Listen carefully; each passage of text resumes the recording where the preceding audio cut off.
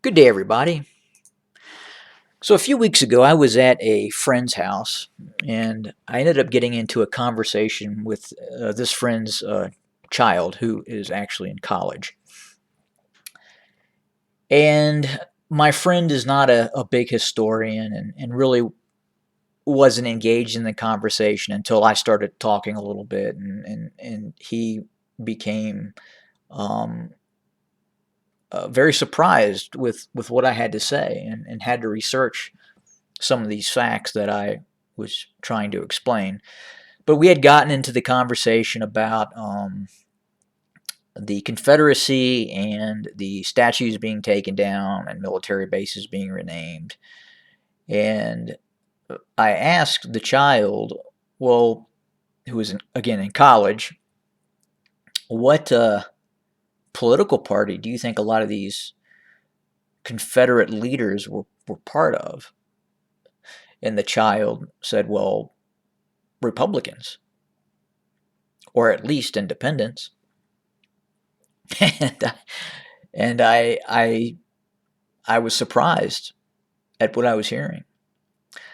And when I commenced explaining to both the friend and the child that in fact all the political leaders of the South were staunch Democrats, they didn't believe me. And finally, going into various online resources, they were in fact proven that that was the case. So again, this is just a video on the political leadership of the Confederacy. So here it goes. Jefferson Davis, President, Confederate States of America, Democrat.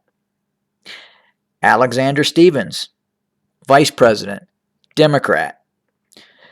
Judah Benjamin, Secretary of State, Democrat.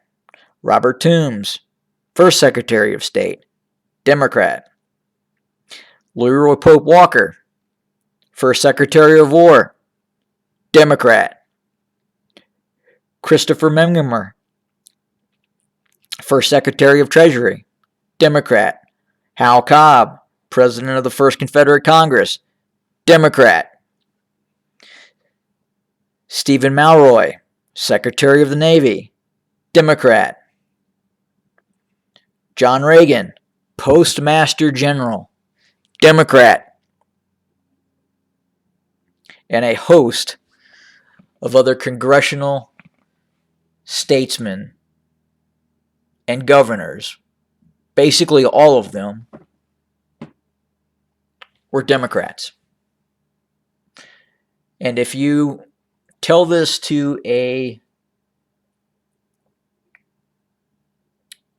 millennial or someone that is anywhere from 13 to in their early 20s, when they hear that the vast majority of Confederate leadership, Confederate generals, Confederate politicians were all Democrats, they are stunned. Anyway, many of you probably already know this. It blows my mind.